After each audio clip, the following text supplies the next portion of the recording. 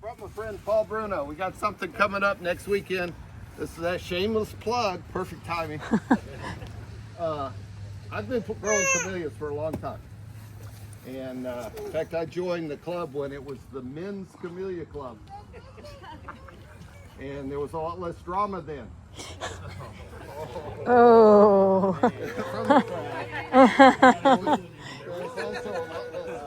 So yeah, that's politically incorrect. I'm an old guy, so I can say that. Actually, we've got a great club. We've got 400 members. Imagine that. And usually we'll have 100 at each meeting. It's really expensive to join us. It's a very exclusive club. It costs $10. It's beautiful. But here's the best part. You get a plant that's worth more than $10 if you join. So what a deal. But you don't just learn about camellias, you learn about plant culture. We try to have an educational program at every meeting, and no business. Business taken care of in the board of directors, so it's a good time. We've got to come join us. But the show is this Saturday. Paul, talk about what you brought. Okay, so first, John knows his stuff. He does this for a living. Panhandle growers, right, John? Yes, sir. If you've never been up to his store, go see. It's about 500 acres, and you'll get a 350. Yeah, Pensacola Camellia Club is the oldest camellia club in the United States of America. 1937. We're the oldest club in the United States of America. We're also the largest camellia club, maybe in the world, 400 members. So it's a real tradition in Pensacola. You come to a meeting, we get there early for a little bit of social time where we have some iced tea and some cookies, and we talk about camellias. And then we have a meeting and we talk about camellias. And we hang around for a little while just to talk about camellias. So it's very interesting. You go to a political group, you don't get that. You talk about football, you talk about law, we don't do that. We talk about camellias. And we have men, women, old, young, kids. It's really fantastic, and we enjoy it very much. We don't meet in the summer. We take off. Our last meeting of the year is in April. We don't start back till September, and the first thing we do in September is have a big picnic, and we talk about camellias. So we have a show on December the 13th, which is next Saturday. It's at the University of West Florida. They've been very generous, the university. We try to partner with local folks. The university is one of our partners. We have a huge garden out there. It's on the national tour of gardens. It's registered, the America's Camellia Trail. And if you haven't been out to the University of West Florida to see the Camellia Garden, it's something we built about 12, 14 years ago. It's fantastic and it's free. We have about 100 and, golly, no more than that now, maybe close to 200 camellias out there, and probably 50 of those are Pensacola varieties, which is kind of cool. I brought some camellias today, and the show will be great. It's next Saturday. It's at 12:30. Get there at 12:30, and it's free at the University of West Florida in the common area there. Where is it?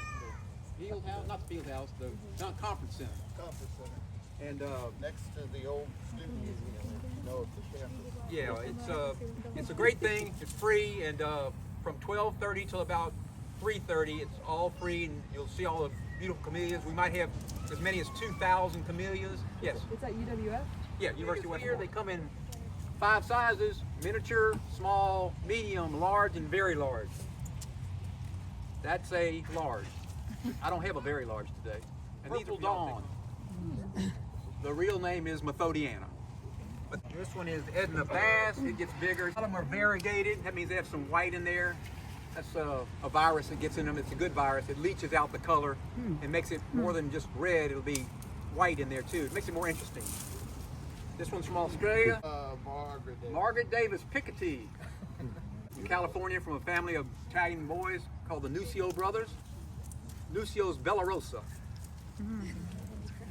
This is an interesting one. Looks fake, doesn't it? Black Magic's the name of that one. That's a good one too, Paul. That's a good one. That's show winner. Edible? No. Only if you're really hungry. Yeah. They're about 85–90% water. Yeah, they're mostly water. Also, it's kind of interesting. They bloom in the winter, and one of their nicknames is the Winter Rose.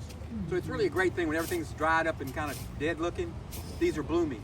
Do they all bloom in the winter, or just different varieties? Well, they start the Camellia is the genus. Then you go to the species. This is a japonica. If it sounds like Japan, that's because that's where the name came from. So Camellia sasanqua starts blooming early. They have the little bitty leaves like that. That's a sasanqua, Camellia sasanqua. That one's called, Bobby Green grew this over in Foley, is that where he is? Yeah, Fairhope. Fairhope, and this one's called Strawberry Limeade. They come miniature, small, medium, large, and very large. To be a miniature, it has to be less than 2 inches across. That one's Strawberry Limeade, miniature. So anyway, you guys come, join us. You'll get a mentor. We'll coach you along. We'll help you. We'll help you join the cult. That one's called Spring Festival. That one's Cinnamon Cindy. They don't have a fragrance. Most of them do not have a fragrance. A few of them have a very slight fragrance. And when I say slight, it's slight. This is one of the fragrant camellias, and it's very slight. It's kind of a little easy, sweet smell. Cinnamon Cindy. And another Strawberry Limeade. Buttermint. This one is a big miniature called Tootsie. That one's big because it's got a growth hormone we injected in it. But it's legal. It's called gibberellic acid. We shoot them up.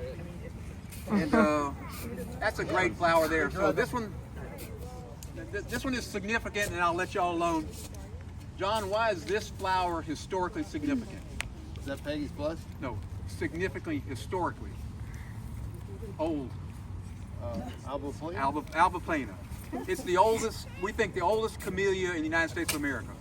Alba plana. Not this particular flower, but the plant. If you're from here, there's probably one in your grandmother's Yeah. yard. So years ago, we only planted about 6 varieties of Pensacola back in the 40s, 50s. And this one came over from Europe way back, maybe, 1800. Alba plana. It's a pretty flower, but it's historically significant. Anyway, y'all come see us at the Camellia Club. Thank you. Thank you, Paul. Shameless plug right there. They'll have a plant sale, 200 plants for sale. All the money that's raised manages and pays for the club. We have a greenhouse or a couple of shade houses on Pine Forest Road. And y'all take those home We with you. do over 600 air layers a year for people's yards and gardens. And then we have potting days, we pot them up, and we grow them for a year, and then we sell them. I got the Italian So one. that's why dues are $10. All right, so water these puppies in. Get them Italian. wet. It's so The pretty. next month is critical. We want to make sure that I have 2 on my property, but they don't get this big. Cinnamon Cindy is very, very slight.